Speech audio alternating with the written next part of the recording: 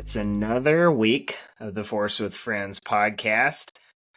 It's kind of slow in the Star Wars season, so for all the degenerates who still need their Star Wars fix in this little dead time right now, thanks for watching. We're tier ranking every live action Star Wars season. So we've done this before. This was, though, when we did it before, I think it was before the Bad Batch Season 3. And I think it was, which that's not live action, but it was, we did all the shows. So it wasn't not broken down. Seasons. Yeah, and the Acolyte wasn't there. That's what I was getting at. Polarizing, right? So the Acolyte wasn't there. But also it wasn't seasoned. So like we said, we're going to get, essentially the biggest thing is like three seasons of Mandalorian. That makes a big difference.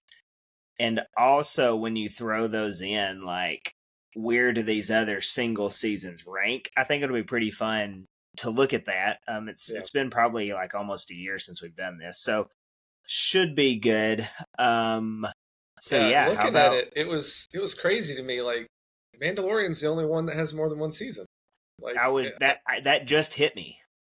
I mean, I knew that obviously, but like, it just registered that none of these shows have gotten a second season beyond Mandalorian yet. So. Not yet, yeah. Like Ahsoka, they're doing it. Yeah. And Andor will be very soon. Like, we'll get a second season of Andor very soon. We will not be getting a second season of The Acolyte.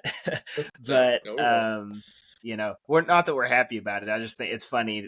I can laugh at that at this point. It's just been discussed ad nauseum. Yes, but shout out to Tony with Star Wars Sith. He actually did this like a few weeks ago, made this list and everything. So go check his channel out. He's got thousands of Star Wars videos that are all really good. So obviously go check out Star Wars Sith 66. Tony runs a great channel. So okay, so if we just do all three Mandalorians, I feel like it kind of just gets like, Mando. Yeah. So do we want to go like in order of when they came out, maybe talk about them?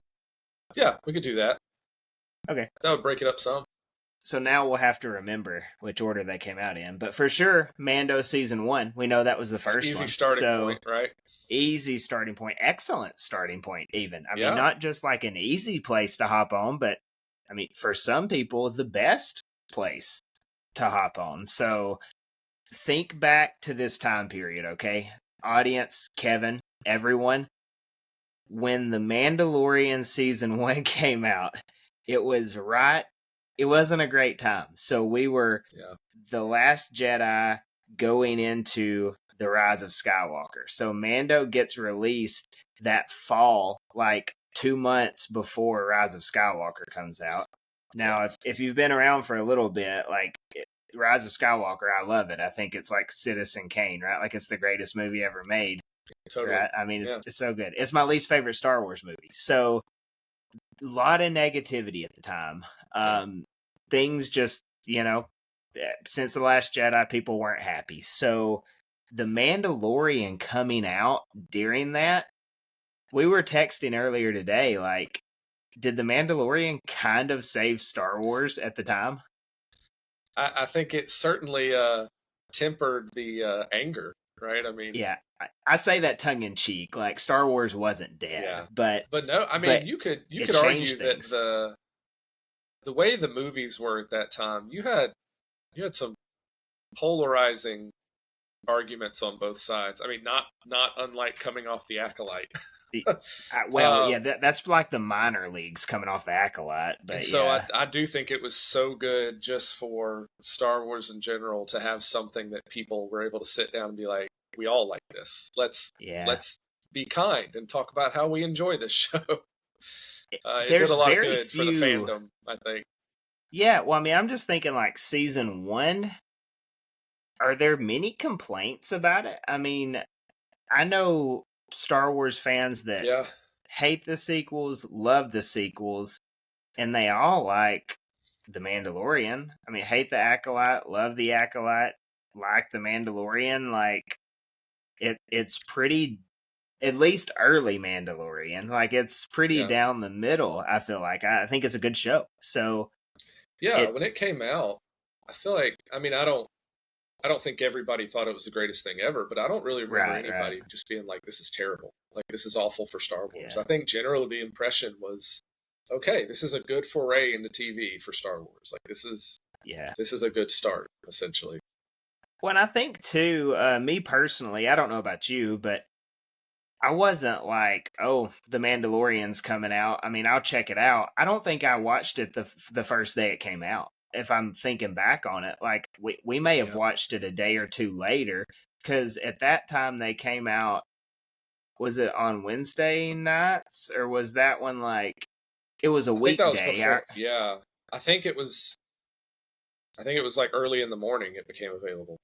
Yeah, it was one of those. So like now by the time it was going, Ashley and I were waking up early and watching it before we went to work. Like we were getting up at 5:30 to watch Mando, but I want to say like it might have been the weekend before we watched it, just because it was like, well, you know, it's not a character we know or anything. Yeah.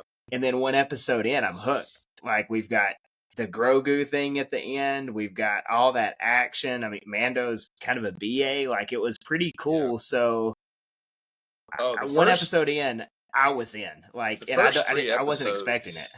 Yeah, the first 3 episodes are awesome.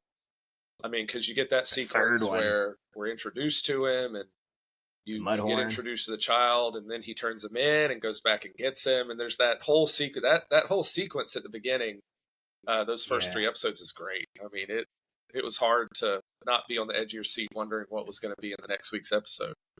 For episode 3, I remember we were both sitting there, and this was like whatever AM before work, and I mean, I'm sitting there and I'm thinking, I have never been so emotionally connected to like a puppet before. Like I was like, what is happening to me? And then like he's turning Grogu in, and we're both like on the edge of the seat being like, what a piece, you know, like why is he doing this? And then I was like, no, he's gonna go and get him. I bet he goes back and gets him. And then he did, you know, all the Mandalorians come out and help him get out. Like that was so cool. That one episode, I think episode 4. And Baby Yoda took the world by storm. I mean, goodness gracious. It was marketing everywhere. Every article, everything somebody was saying about Star Wars, it was Baby Yoda. That was well, I mean, I've got the Funko shelf over here of all Grogu stuff. It was my first Funko took pop. Over.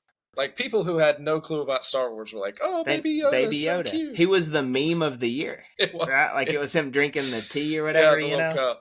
Yeah. So that's from wild. Episode 4. Like, right? I think it's episode 4 where they go to that kind of like farming village planet. Deal. That was I don't really care for that episode as much. But then the next episode, I think, is my favorite of the season, where they're on that prison transport. Was that episode 5? Yeah, I love. That's one of my favorite Mando episodes. That's a really good one. We should tier list Mandalorian episodes at some point. That would be fun. Yeah, that episode is such a great depiction of like Mandalorian versus normal people, right? Like the difference between a Mandalorian warrior versus, it doesn't matter how many people these other prisoners have killed, like how hard edged they are. Like Mandalorians are different, and so that was a really cool episode. Episode 6 wasn't as good, though. So 6 is the one where they're on Tatooine. That guy's just such a tool bag. The little scoundrel guy that's trying to get in the guild. Couldn't stand him. But then 7, 8 are 2 parts of a finale. Oh, the finale was great. Yeah. I think one of the best things that came out of the season was the IG-11 storyline. I loved the way he was brought back in and his ending. When he's like doing the play between him and Mando, because obviously, you know, Mando hated the droids, and that was a cool final couple episodes. The way they wrapped him back in, I enjoyed that. Yeah, and then if you recall, they pushed forward episode 7 of The Mandalorian to come out the night before The Rise of Skywalker released, to do the damage control on force healing. They let Grogu force heal first before they let Rey and Kylo Ren do it. Yeah. And that was just like, that tells you, first of all, everything you need to know about what the executives thought about episode 9 before it came out. Because they're like, well, everyone loves Grogu, so if he does it first, then maybe they'll give Rey and Kylo Ren a pass. Give them a pass. Yeah. Nice try, Disney. Because that was one of those things in the show that was like this. It doesn't really serve a purpose. Like this has nothing to do with who Grogu is, or like that mystery of his lineage and where it he won came Apollo from. Creed over. Come it was on. already there. Yeah. Had he never done that, Apollo Creed would have stayed a bad guy. That's true. But with all of that said, episode 8, incredible. For me, it's S tier. Season 1's S tier. What do you think? I agree. No, that's where I had it. I wavered back and forth between S and A just because of those couple of episodes where I think about them and I'm not like, no, there wasn't really. But there's enough really big, cool points throughout the rest of the season. The way it was introduced and the way it closed out, like I couldn't have asked. Plot-wise, I couldn't have asked for any more in terms of the introduction and the conclusion. So. Well, you got to think, too, for those 2 episodes, even like if we don't care about them, they served a purpose. So you get Cara Dune showing up. She was going to play a much larger role until, she got ran out of town. So it introduced you to her. You learn that, like, everyone still has the chips for him, like the little tracker things. Yeah. And then in that episode 6, that was just kind of like a cold open for Boba Fett. But then also you get... Pelly, you're introduced to Pelly, and she, she recurs.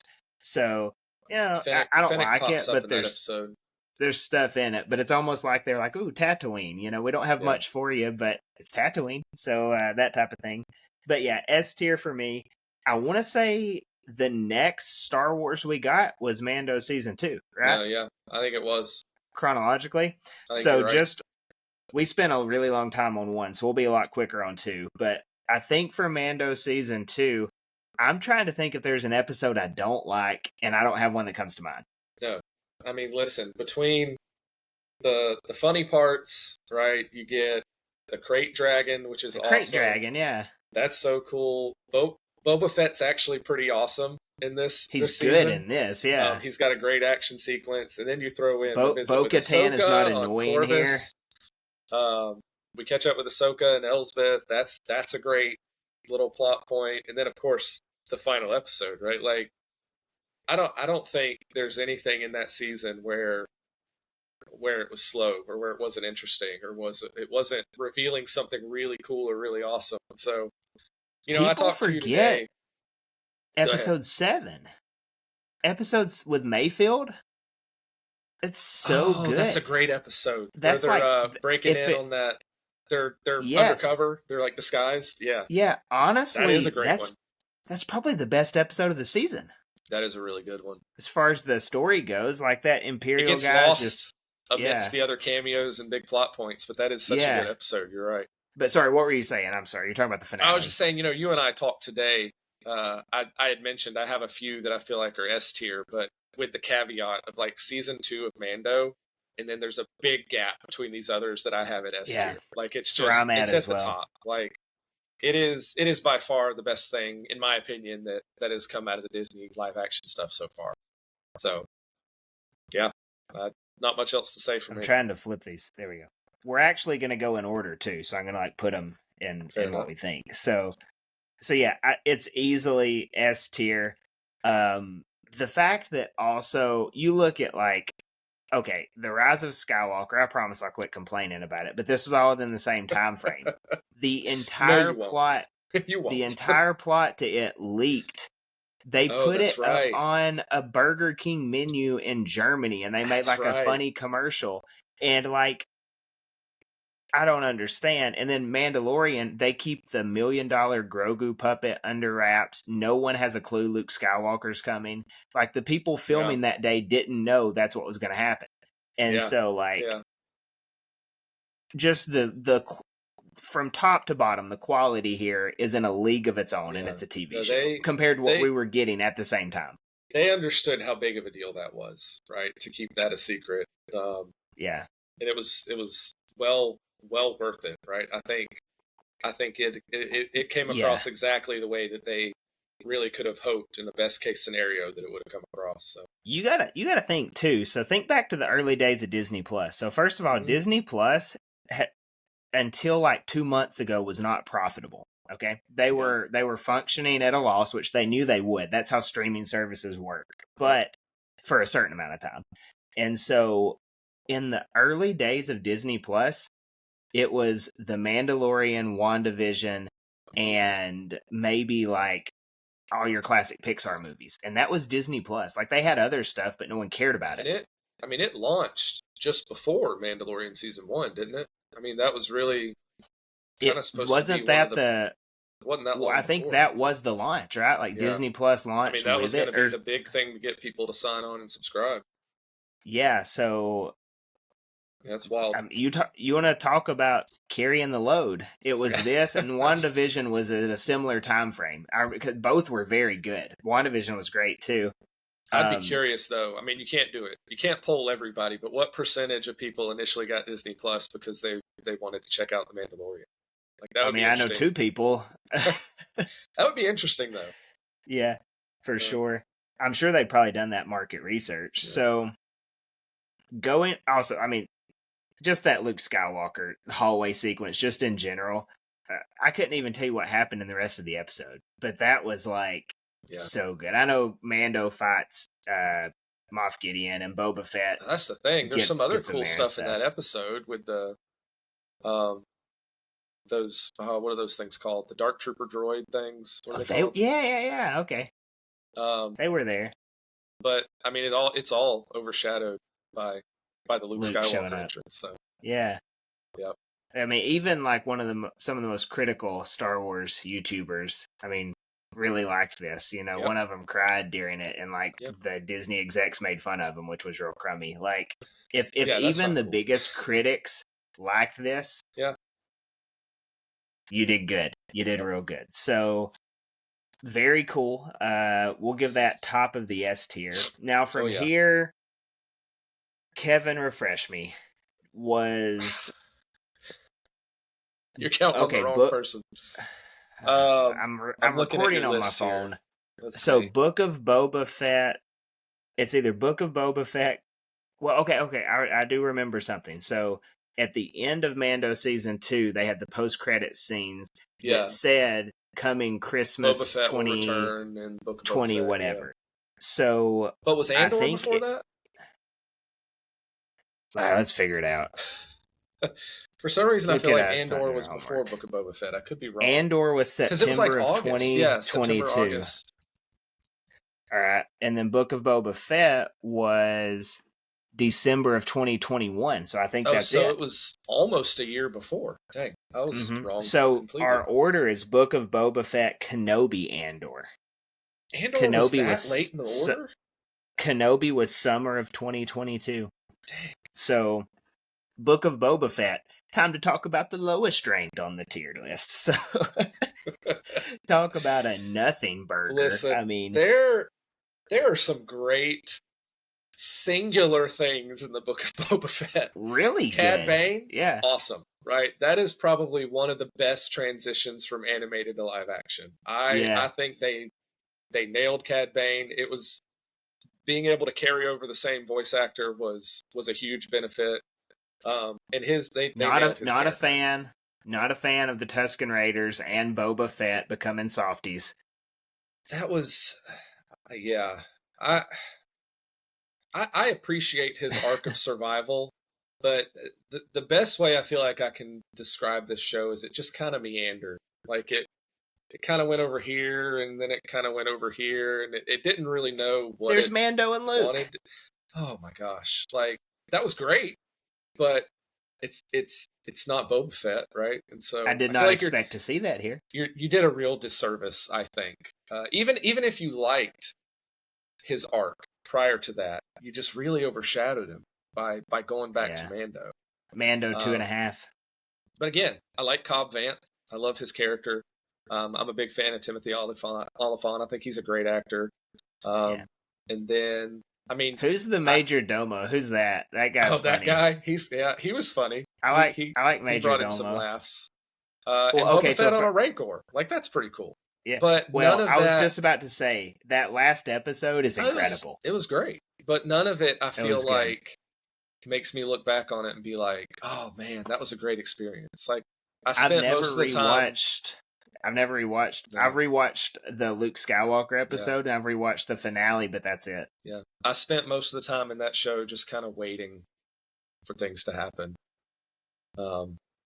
Man, Scooter. Did you think? Chase. Did you think Luke was gonna take care of business on Tatooine though? Did you think he was gonna show up at some point at the end? Listen, I remember after that episode, we were all talking about it. We were like, "Does Luke? Did they get him? Do they come back? It's gonna be like the super team joins up with Boba Fett." And it almost was. Yeah. But when in that last episode, this is one of my favorite, like, of all of this little Mandoverse timeline, is when Boba Fett's like, "Give me that data pad. We're gonna write our surrender terms," and he sends Major Domo out there to read it. Yeah, and it's like, your mom type stuff. Like, it was so good. And he's reading it, and he's like clearing his throat, like, "Oh man, like why did I come out here?" Yeah. So that was funny. But like the show again, like after the first episode, you're kind of just wondering until the Mandalorian episode, which might not even include Boba Fett. And then the next episode, you have the Luke Skywalker episode, which very briefly includes everybody. Yeah. And then it's like the Mandalorian and Grogu take over the finale, which don't call it the Book of Boba Fett when it's the book of everything else. That's my thing. It lacked an identity for sure. I think is it C or D? Does the Luke Skywalker and Mando keep it out of D tier? Also, I feel like we would be remiss if we did not mention that they wrote the scene of him crawl, like the opening crawl of the Boba Fett show, to mirror that scene from Parks and Rec where the guy is like talking about pitching an idea for Boba Fett under the setting twin suns of Tatooine. Patton Oswalt. He sticks his hand out, and they mirrored it to be meetings. That. Yeah, one of the Leslie Knope's meetings. Yeah, that's good. I did see that. That's hilarious. Yeah. So is it C or D? Is D the lowest? It's the lowest. But D means like absolutely terrible, worst we've ever seen. C is like just not good. Listen, I feel like I can't put it. Me personally, I can't put it at D because there were some things in there I did like. I don't have the heart to do it. The story itself, I felt was lacking, but there were some other elements in there that I enjoyed. Like again, Cad Bane's introduction was great. Some of the combat was good. So I wouldn't be like the show's worthless. I got some entertainment out of it. It was just not what I had hoped for a show about Boba Fett. I didn't wake up early to watch it. Yeah. I don't think I had that same sense of like waiting for the next episode. I caught it on the weekend is what I did. Like get off work, watch it, whatever. Yeah. So next up is Kenobi. This is a tough one too. So it's because I thought about this one a lot. I would say half of it's really good and half of it's not. Like some of it's really bad. So similar issues plague Book of Boba Fett that plague Kenobi. Sort of. So you've got this show, Kenobi. It's going to be about him, getting to the point where in episode 4 he can join. He can be the only hope. But then it turns into Reva on a hunt, figuring out about Luke Skywalker. Bad guys can't catch Princess Leia in the woods. The Inquisitors are like pushovers. I don't know. Yeah. Like, what's the deal with benevolent Inquisitors? I think we had talked about this a while back. I don't mind the idea of a show about the Inquisitors. In fact, I think that would be really cool. It just shouldn't be called Kenobi. I think Reva's story would have been more accepted and more embraced by people in its own setting, rather than in a show where everybody's showing up to see Obi-Wan and Darth Vader, right? That was all the marketing. I get where her arc was in that plot line and the point of it, but man, when this is not like new characters you've introduced. These are your legacy characters that are legends in your lore. So to bill this as about Obi-Wan two of Kenobi the biggest and Darth Vader, and then try to shift that to other characters and other new characters. I think it's unfair. That are not well written. it's unfair to those arcs. It's unfair to those people having to play those parts. Right? I was gonna say, to the arcs, whatever. Man. It's unfair to the actors. Can you imagine you're an actor or actress and you go into a show that people are waiting for because it's about two of the most iconic characters in the history of cinema, and you have to be a character in that and be meaningful? It's like, man, people aren't here for me, right? These actors aren't idiots either. Like, no. So I mean, they probably read it. I have no issues with the plot line of an Inquisitor. I have no issues with the character or the actress. It's just, man, when it pulled away from Obi-Wan and Vader, you just wanted to get back to that. You're just like, I need to see more about, because when it hit on those two characters, it was awesome.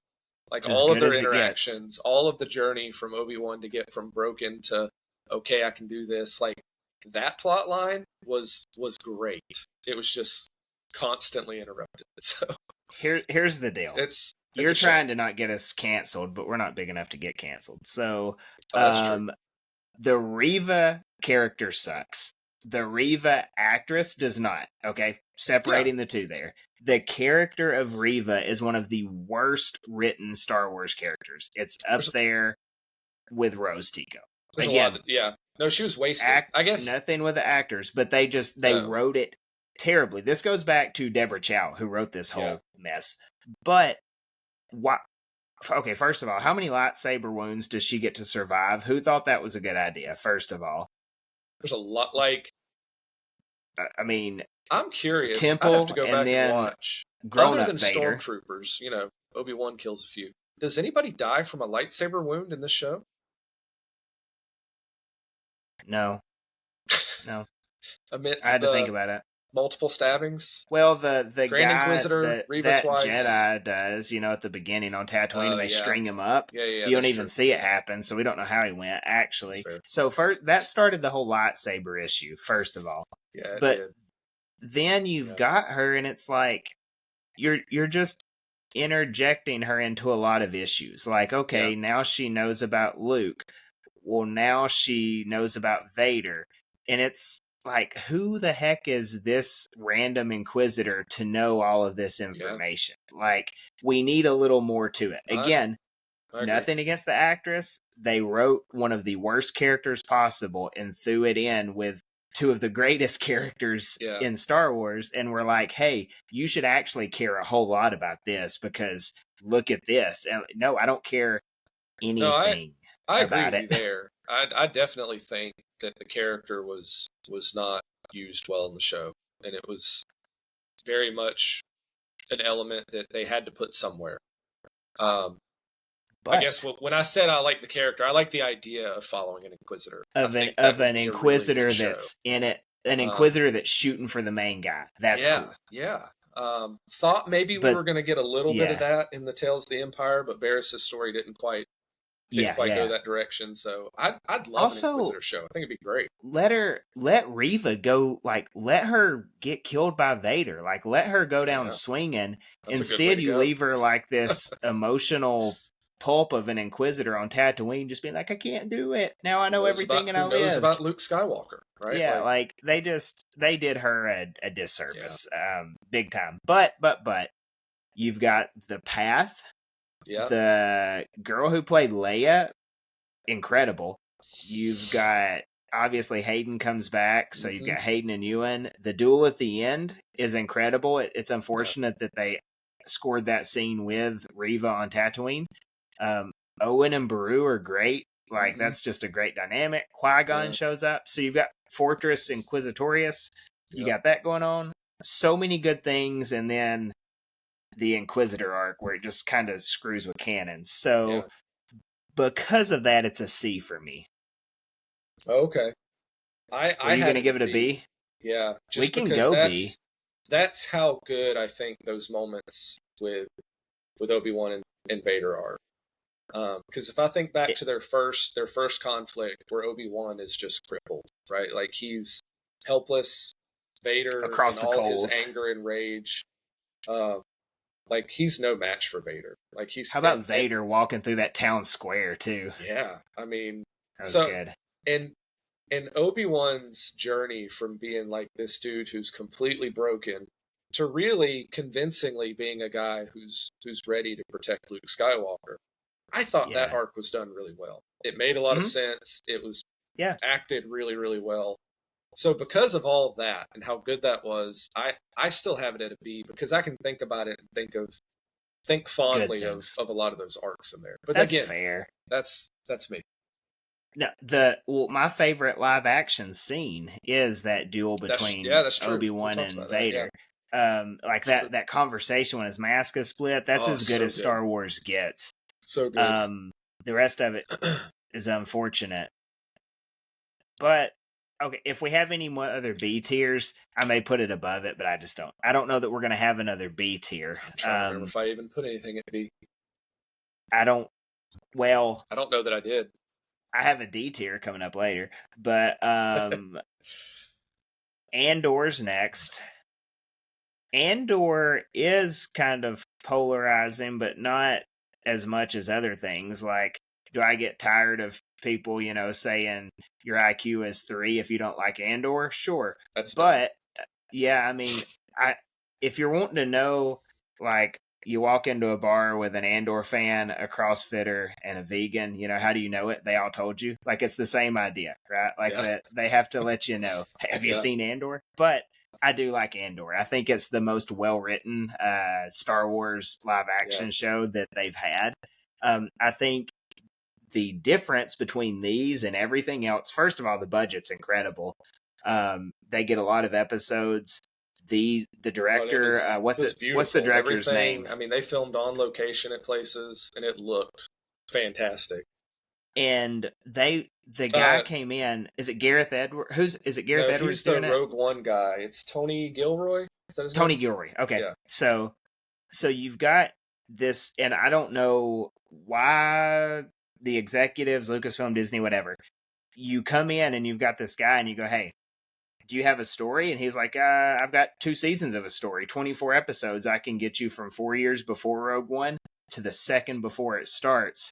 Yeah. What do y'all think? And they're like, yeah, how much money you need? And then they gave it to him. So he comes out and he's like, okay, I have a very clear, defined path. Yeah. And he makes something really good. They have done that with nothing else in Star Wars. And that's a good point. Yeah. Can you not tell that that's the recipe for good? I mean, like, they give long episodes. They give the storylines time to breathe. Is it boring at times for your casual viewer? Sure. Like, it's not one you can just flip into and be like, oh yeah, they're doing whatever. Like, you gotta be in the story. But each arc pays off in a big episode. And it's so good when it does. Like, is it 4 big finishes? There's 3 big arcs. And then the finale. Yeah. Is that right? Yeah. Yeah, because arc one you have that leads up to the heist with the eye on Aldhani. Yeah. Arc 2 leads up to the prison break. And then One Way Out is the that the what's their planet whatever you want to call it. Yeah. Where she gives that speech. Yeah. Man, so good. Marta. Yeah, the Harry Potter woman. She's in Killing Eve too. That's the thing, man. But with that show is like every conclusion to those arcs was done. I mean, those are moments you think back to the show and you're like, oh, do you remember this moment? Do you remember this moment? Yeah. They're all right at the conclusions of those arcs. And I love how all of them have like a significant impact on Cassian, right? Like this journey of seeing who he becomes. I mean, yeah, if you go back and find our other podcast, you'll hear me gush about Andor. I love Andor. Kevin thinks your IQ is 3 if you don't like it. No, see, I don't, because I love it, and my IQ probably is 3. So it's about 6. Yeah. Mine's hanging around a 5. No, because here's the thing. I don't think it's a matter of, oh, you just don't understand the themes and the mode. Like, no, don't be dumb. That's obvious. What they sound like. They're not hidden, right? There's nothing hidden in Andor. It's not as in your face, right? Because like you said, it's a slow burn. And I think that's what people may not feel like is Star Wars, right? And I get that. I'm fine with that. It's just, it's a matter of personal taste. So, I mean, it's you gotta when Star Wars, like you've got a 2-hour movie, okay, and like it's paying you off with some big things along the way. Andor, like 3 episodes as a movie, like as a Star Wars movie, it's probably a little bit more, and so I that's probably where I have the most issue is like, oh, I want to get to the good stuff, and it's all good. It's just it depends on what you're looking for. And like the thing Rogue is One like, is not slow, right? no, Like Rogue One it keeps you moves. going. Yeah. And Andor doesn't necessarily follow that same path. I'm okay with it, but I can see where people aren't. Like if totally this is not your thing. Because like we talked about Mando season 2 being at the top. Because Andor doesn't necessarily hit those like, oh, these are like big Star Wars moments, right? Like this is Star Wars. There's not as many of those moments because it's not about the Force. It's not about the Jedi. It's not about this necessarily polarizing light and dark thing going on. It's just a story. It is. It's just a great. But it plays into a big story. But it plays into a big story in Rogue One, not even in Andor. Right. So it's very unique in how it's going. In the Legend stuff, I've always loved the stories that step back. I mean, I love the Jedi stuff. Like the first set of books I got into was the Young Jedi Order, right? Like, and I loved them as a kid, but I love the stories that step back from the heroes and the legends and just like, here's how the regular people in this galaxy are getting along, right? And so I love taking that perspective. I think season 2 is going to be really good. I'm pumped. I think it's going to be really good. I'm really excited because they've already said it's going to be more. I don't know if they said exciting, but they've said like there's a lot going on. Like you've got time jumps, it gets you to Rogue One. So like I can't wait. We know where Cassian's story goes to an extent, but man, one of the things I'm most fascinated about is where does Luthen's story go? Because he's so interesting too. Fascinating character. Because there's something he's going to end up in the rebellion or dead. There's something sinister about him. While he's simultaneously the guy who's trying to fight the Empire, and he has that big speech about sacrifice and how he's given up basically the capacity to be good. Which is a great monologue. When you see that and how Cassian, there's just something sinister about him. And so, sorry, I'm going to shut up about Andor, I promise. No, you're fine. I love the pull, like the two types of sacrifice that Cassian's in between, right? You got Luthen, who's willing to sacrifice others, right? As long as I can keep this thing going at any cost.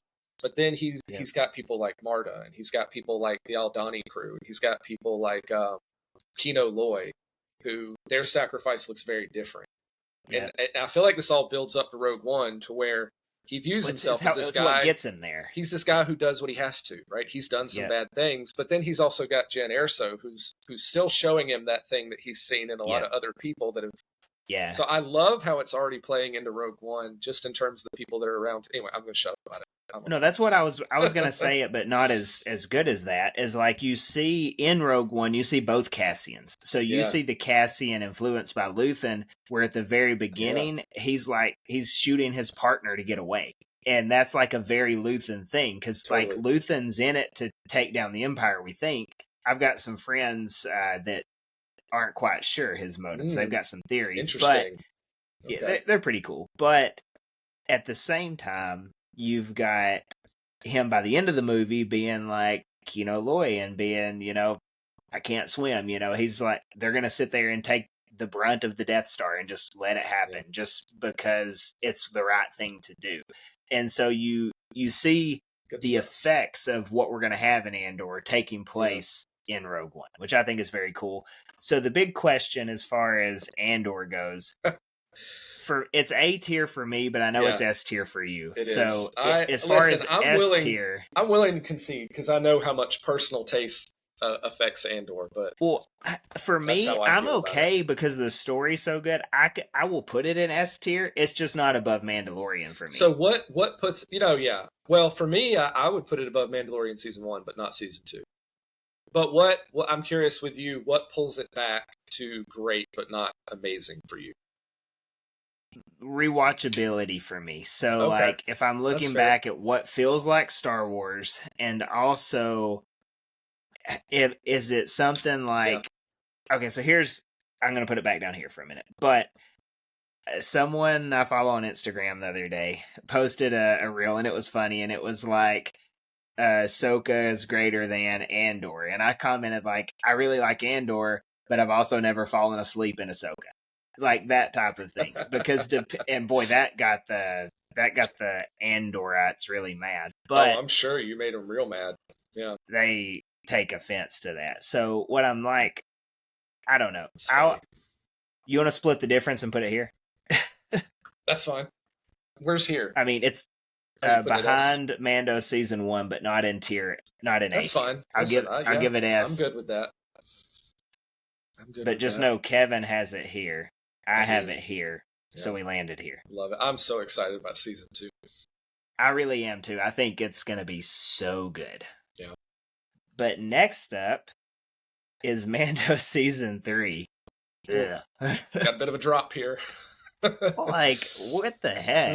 Like, where did that come from? Listen, I tell you what happened is they needed to put out another season of Mando, but I don't think they wanted to really push much farther with their main characters. They only had a couple story points to hit. That's why it feels like the majority of this season is about everybody else except Mando and Grogu.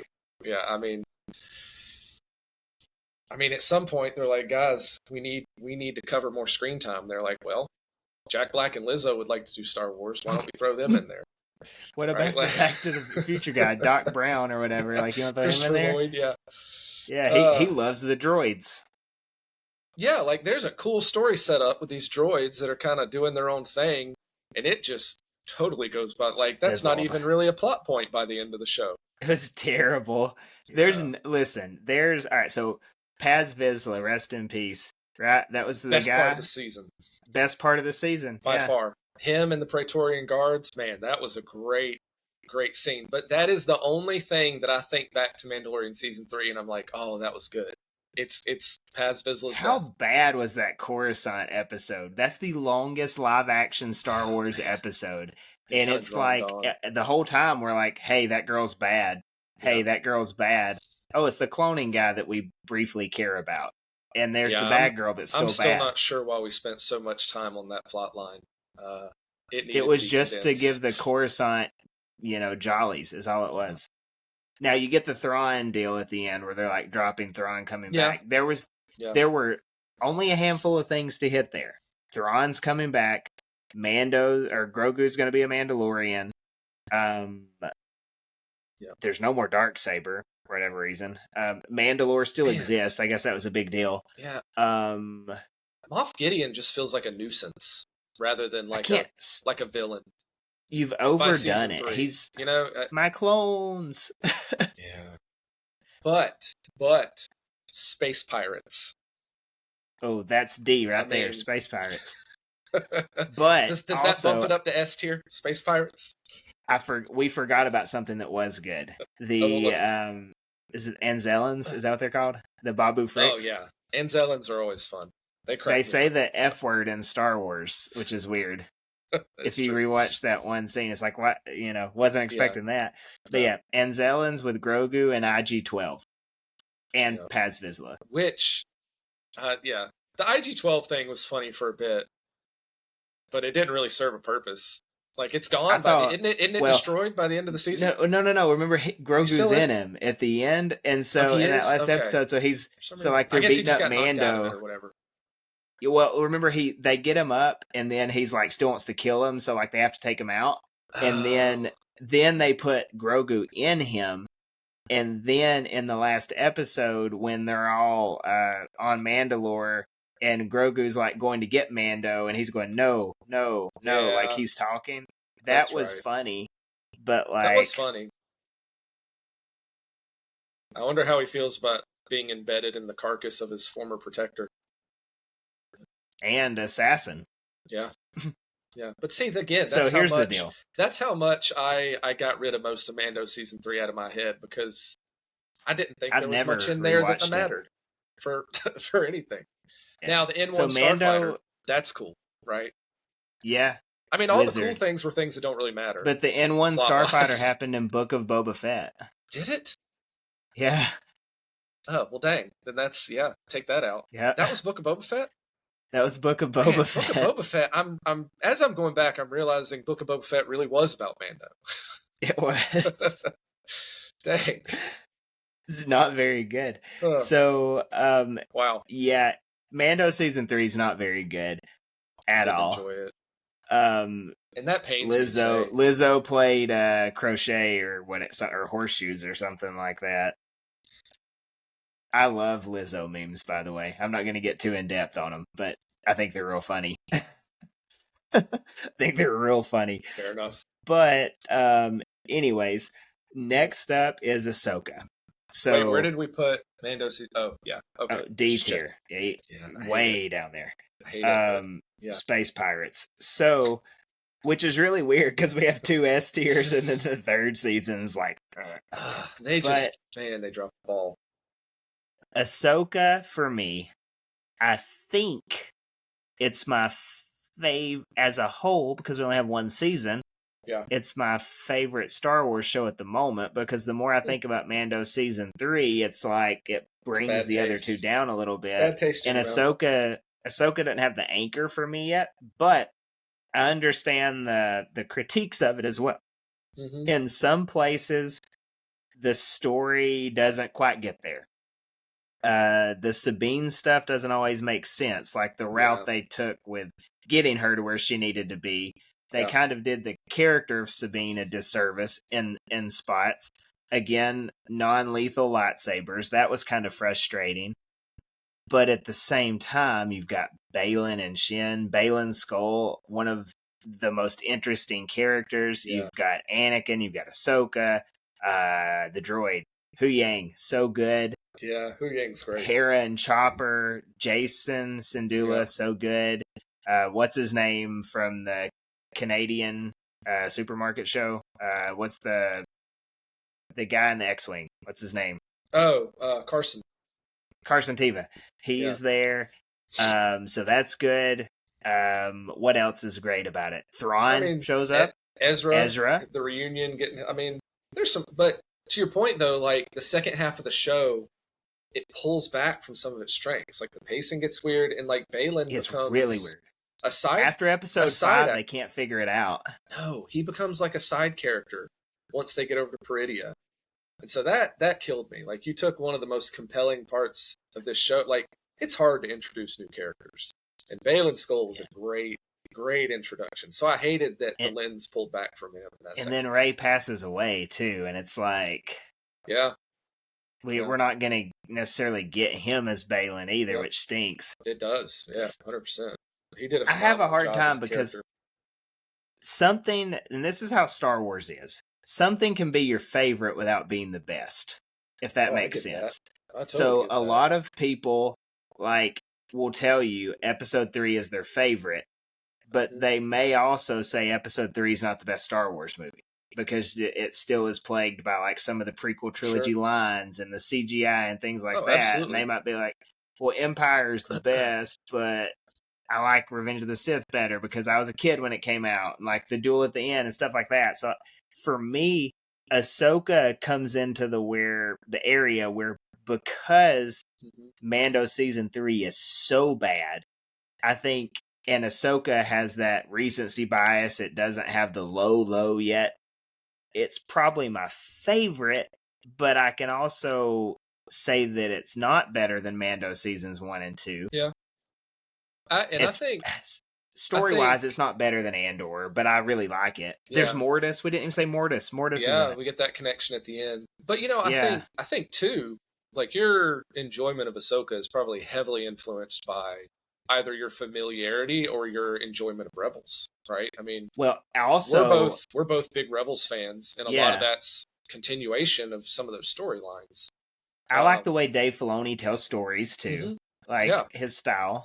Yeah. And so also Anakin, like prequel fans, like if you're a Clone Wars fan, that's like, an incredible episode. Yeah. Episode 5 was so good. It ties in so much. I think for me, like this is an A tier season because I loved it and there was great stuff.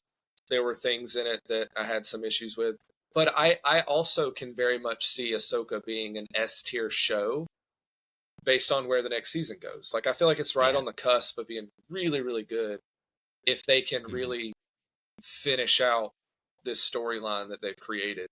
So I think the show's got a ton of potential. I think it's got a lot of potential to be really, really good.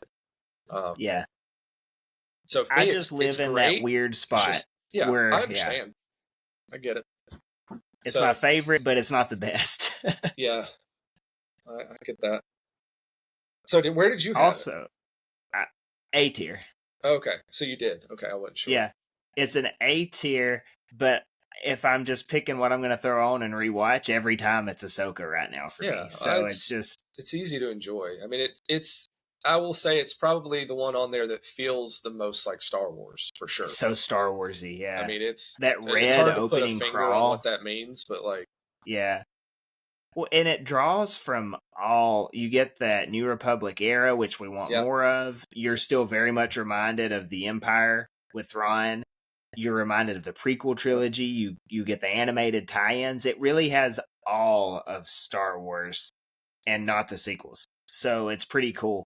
You know, in that effect. But I think A is fair. I understand where people would have it at S. I hope to one day have it there. I understand where people would knock it down to B.